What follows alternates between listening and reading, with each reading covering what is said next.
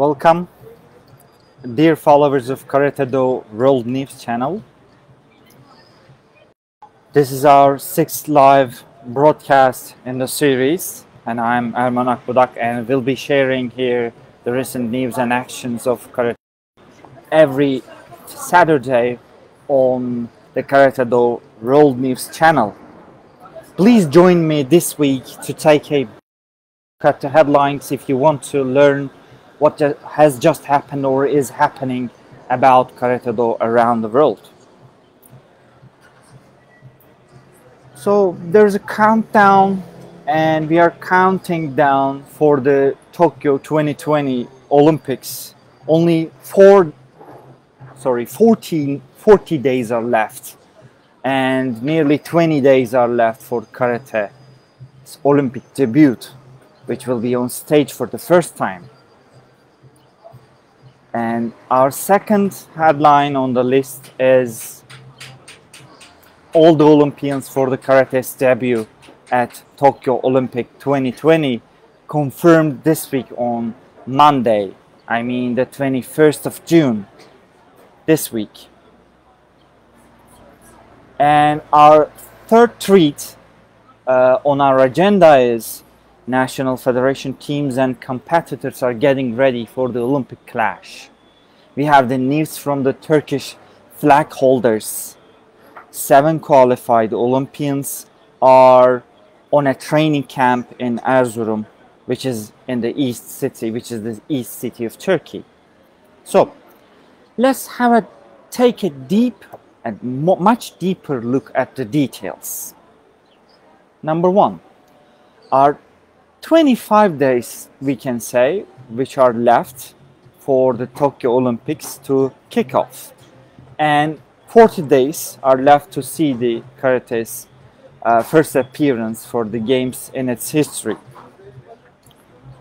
This week on Tuesday, WKF President Antonio Espinosa explained his optimism and trust before the sports debut in Tokyo 2020.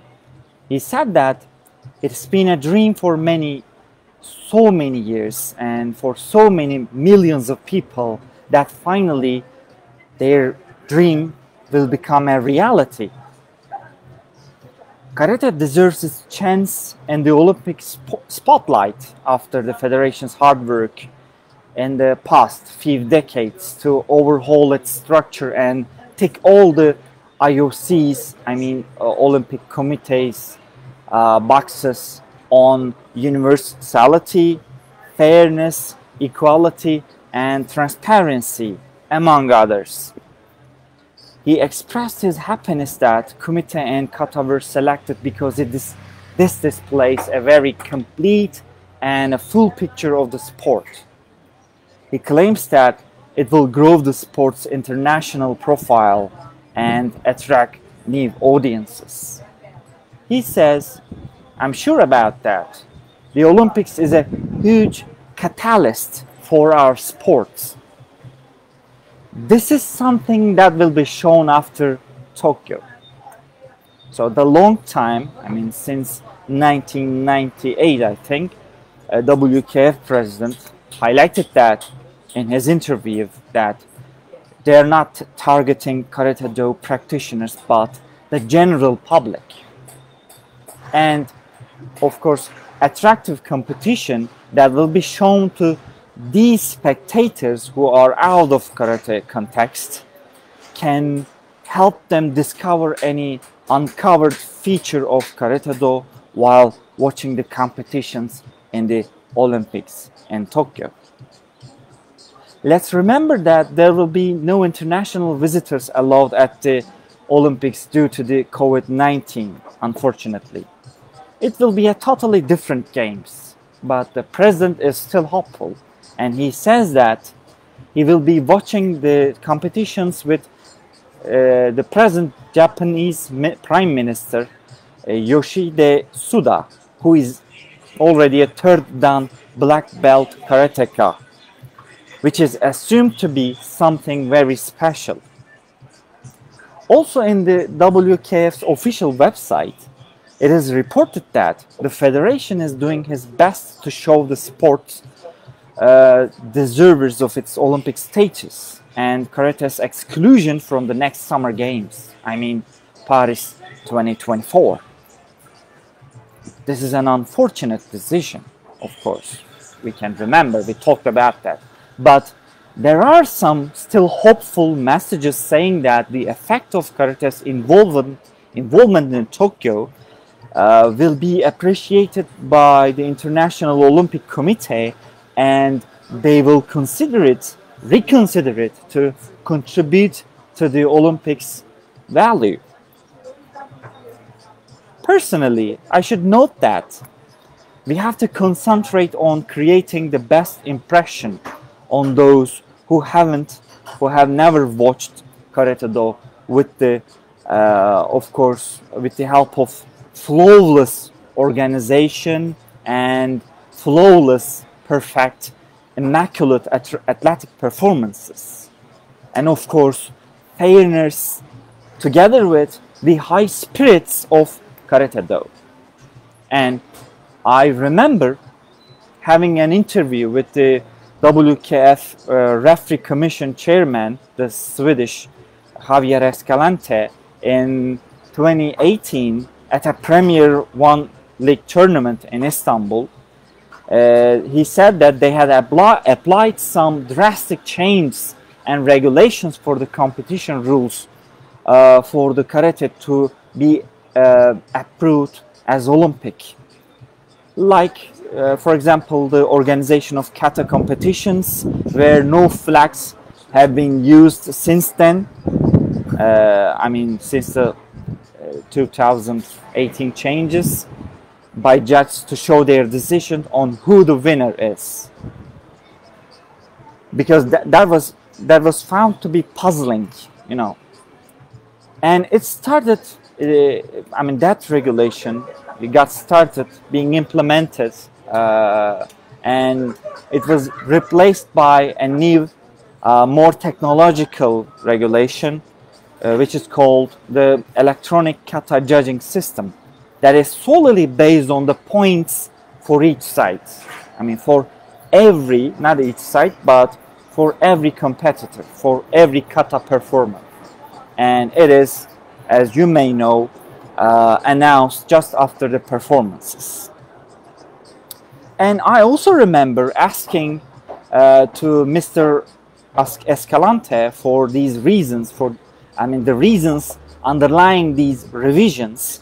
And I remember him saying that the Olympic Committee members found the use of flag system too outdated and unprofessional. I mean, not so visually attractive for kata bouts, of course. Nothing mentioned about the committee, by the way. And he reported that in my interview with him, that their aim will be to make karate sports more aesthetically exciting and understandable. Therefore, it will be more wide open to the public and general interest of the spectators. Well, I hope these formal organizational and arbitrational changes will suffice, but it seems not enough, if you ask me, to attract more people into watching or even getting involved in Karate Do. If you consider the other new sports that will showcase in Tokyo this year for the first time, just like Karate, you will see surfing, climbing, skateboarding, and baseball, which are more well-known among and frequently followed or performed by teenagers these days, especially skateboarding. If I ask you what makes you motivated to watch, not perform, but to watch karate competitions, what will you say? What makes karate competitions much easier to watch? Only punches and kicks with two different colors, one red, aka, and the other one blue, ao. Fighting in a 3 minutes bout, only this one, or 3 kata performance during their kata, which dates back to some, centuries ago, in great harmony by using more traditional karate-do techniques like open hand shito or haito or tensho, uchi or barai techniques, and then showing to the public what these combined movements mean to them, their explanations, which means bunkai, with legs sweeping and holding techniques like, some of them coming from, coming with judo techniques like kouchigari or ashibarai without any injury to the team members, and in harmony, just like they are, taken from some scenes in Hollywood movies. Now, a big question for you. The passionate lovers of karate-do, lend me your ears. Maybe a food for thought, I should say. How come? Why don't we have team kata in the Olympics? Okay, we will watch the individual kata performance, or performances in plural, but will the spectators who is going to watch karate maybe for the first time be able to discover the harmony and control of the power in each kata without seeing the bunkai, their real practices in real life? So considering all these, we know that we have to train hard in terms of competition rules in order for the karate to be more attractive, but without any sacrifice of its basic principles and hundreds of years old discipline as a martial art, and to appear in, of course, Paris 2024 Olympic Games and so on at the same time. We should consider this. Sustainability, if it is the issue for the WKF, as the spectators, we should consider that one as well. Will Tokyo be the last bus stop for karate? And we mustn't forget that what happened to, some Olympic sports like wrestling and taekwondo, in which careless modifications in their competition rules made them suffer quite a lot. We do not want that to be the same case for karate-do. Finding the right balance between being a century-long martial art and helping to contribute to the world of show business to amaze the others, to attract to separate the popularity of karate-do and to make it more sustainable for the future Olympics. That's enough for the first headline, I think. So let me talk about our second headline. As I said before, the second headline on the agenda is the officialized and approved list of competitors in Tokyo. Of course, they are confirmed officially. The list of 82 karatekas who will represent their countries at the karate competition of the Tokyo Games is now completed. The final tickets to Tokyo 2020 have now been confirmed after the allocation of tripartite commission in invitation places, we can call it wild cards, and the reassignment of the last qualifying spots. Following the Olympic qualification system, the tripartite commission in invitation places are allocated to the following athletes, two athletes I should say. For male kata, Saeed Mohammed Al-Musawi from Kuwait, and for female kata, Pulaksania Yokanovska from Macedonia. No other athlete met the required criteria to be eligible to receive the further tripartite commission, that that difficult commission, that invitation protocol. Therefore, the other two that places to complete the final list of 82 karateka to participate in Tokyo this summer have been returned to the WKF and have been reassigned after the karate's qualification system, which was held last week in Paris. And 2 final tickets are appointed to the following athletes. These are male kata category, Ilya Smorguner from Germany, and female -61, Leila Herhot from France. The 4 athletes joined the 40 karateka who had already qualified for Tokyo 2020 according to the WKF Olympic standings, and the 24 athletes who won the ticket to Tokyo 2020 in the Paris qualification tournament. The 12 athletes qualified for the continental representation, which means that IOC is considering equal share among the continents. And finally, Hamun, I'm sorry to, I cannot pronounce these names easily, but Darafshipur for male committee -67, and Weil Shep for male kata, who were added by the International Olympic Committee on the 8th of June as part of IOC's refugee Olympic team.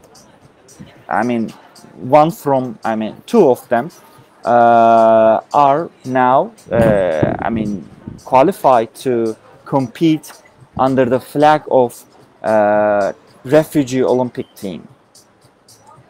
And the third line on the list, our headline, the last one for today, is from Turkish national karate team, aiming for a gold medal, just like other national teams who will be competing in Tokyo this year. The karate national team, our team, a Turkish team, is camping at the summit of Palandöken, which hosts one of the greatest winter sports centers and touristic resorts in Turkey, located in the eastern city, which is called Erzurum. It's over 2,000 altitudes above sea level, and all the team members are working with national team coach, professional coach, and they are going to hunt for the gold in the Olympics.